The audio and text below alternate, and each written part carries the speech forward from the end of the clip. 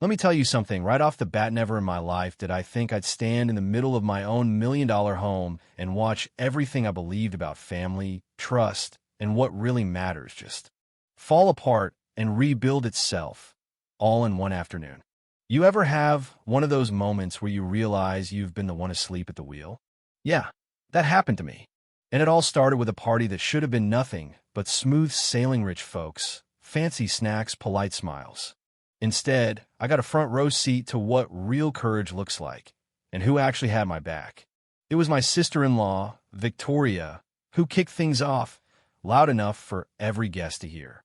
"Get out of my house now," she yelled, pointing at Maya, the woman who was holding my son, Michael, in her arms, me son, who at 8 had never spoken a word because of his cerebral palsy, but who looked at Maya like she hung the moon.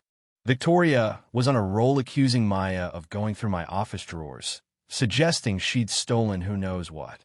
I could see the guests, wine glasses paused midair, waiting to see if this would become the main event. But Maya, she just stood there, steady as a rock, not a hint of shame, just a quiet dignity, while Michael clung to her like she was his only anchor in the world. I saw something in my son's eyes right then that I hadn't seen in years, a kind of desperation. Not fear, desperation.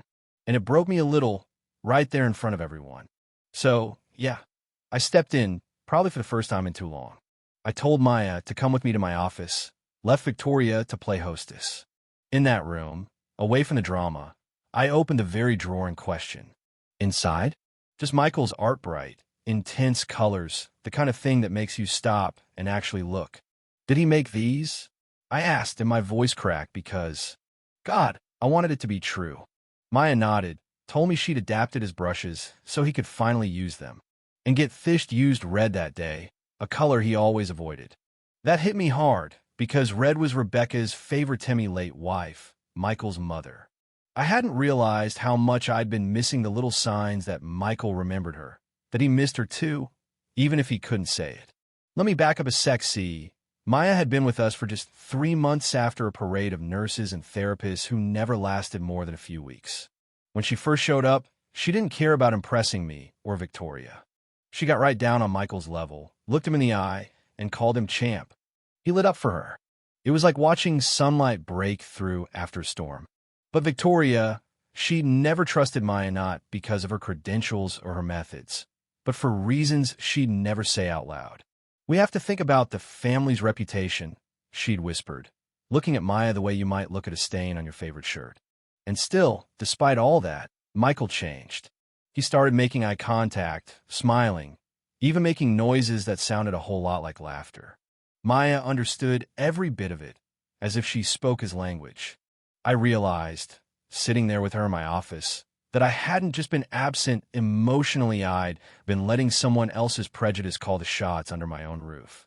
That night, after everyone had gone, Maya wrote in her notebook about Michael's progress day 94, holding eye contact, choosing his own clothes with his device. She treated his milestones like miracles, and to her, they were. Of course, Victoria wasn't about to let things go. She barged into Maya's room, snatched the notebook, accused her of writing some tell-all. Maya didn't flinch. "It's a professional journal about Michael's progress," she said, voice even, almost gentle. Victoria sneered, accused her of using her degrees to get close to me. But Maya had a backbone made of steel. "I have a degree in cognitive neuroscience from Columbia University," she said. "I'm not just a nanny." That next morning, I did something I hadn't done in years, skipped the suit, ditched the cell phone, and sat down for breakfast with Michael and Maya. I watched Maya lead a music therapy session, saw Michael play 3 notes in a row on an adapted xylophone, saw his whole face light up. "How do you know he'd love music?" I asked, and she just shrugged. "By paying attention. People assume nonverbal kids have no preferences. That's the biggest mistake we can make." Twist number 1. Janet, our housekeeper for decades, pulled me aside and whispered, "Victoria's digging through Maya's references, looking for dirt. She's done it before, got 3 nurses fired just because she could." I suddenly saw the pattern, how much Victoria needed to control, and how much Michael had lost because of it. But Maya wasn't some rookie, she was ready.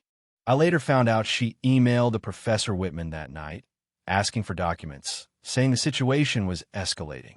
And for the first time, I started paying attention too. I learned Michael's systems, watched him blossom, and questioned everything I thought I knew about help. Then came the real bombshell. Victoria stormed in one day, waving an envelope like a trophy. I found out who she really is, she announced, revealing Maya's past as Dr. Maya Hampton, a scientist removed from Columbia for controversial methods. Victoria claimed Maya was experimenting on Michael. But Maya, calm as ever, took over the computer, pulled up hospital documents, therapy refusal severy one signed by me. Only. I'd never seen them before. Maya called it out. Right there, those signatures were forged. For years, someone, Victoria, had been sabotaging Michael's treatment. The anonymous donor who got Maya's research shut down at Columbia, the Bennett Foundation, Victoria's own family. It was almost too much to take in. Then, out of nowhere, Michael tapped his communication device, and a robotic voice filled the room. Victoria lie. The silence was thick enough to cut with a knife. Janet brought in the original therapy records to save them, knowing Rebecca would have wanted Michael to have every chance. It all came crashing down. Victoria backed out of the room, knowing she was finished. Right then, Dr. Whitman showed up, press in tow. Maya's project for assistive communication had gotten federal approval. Michael would be the ambassador. As cameras flashed, Michael, Maya, and I stood together, not as broken pieces, but as a family new, imperfect but finally real.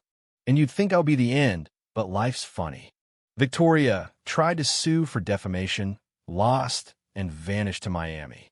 Michael started therapies he'd missed out on for years, and within months, he was using an adapted joystick, learning faster than anyone thought possible. The world saw his story on the news, how a kid with all the money in the world was still a victim of someone else's prejudice. The best day? The opening of the Michael Reynolds Center for Assistive Communication. The line of families stretched around the block.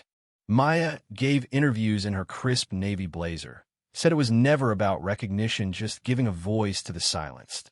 Michael, grinning from his motorized chair, used his device to say, Maya showed the world that I'm here. I've always been here. Then, out of nowhere, Michael called Maya Mom. Yeah, my heart stopped. Maya, tears in her eyes, told him she'd never replace Rebecca, but would love to be part of the family if we'd have her. And right then, in front of everyone, I proposed. I figured, why wait? When you find someone who fights for you and your kid like that, you hold on with both hands. We got married in the garden where it all began. Michael, with his device, gave a speech. Family isn't who looks alike, but who loves alike. And let me tell you, there wasn't a dry eye in the house. Now, the mansion's filled with laughter, music, and hope. Victoria's story faded into a lesson. Redemption starts with action, not just words.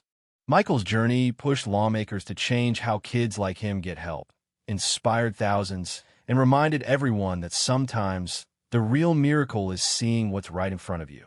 So let me leave you with this. How do you rebuild a family when truth finally comes out of the shadows? What would you have done if you were me, or Maya, or even Victoria? Is justice always this simple, or do we have to fight every inch for it? Drop a comment, share your thoughts. Maybe together we can keep this conversation going, keep challenging the lines drawn by prejudice, and remember what it really means to listen.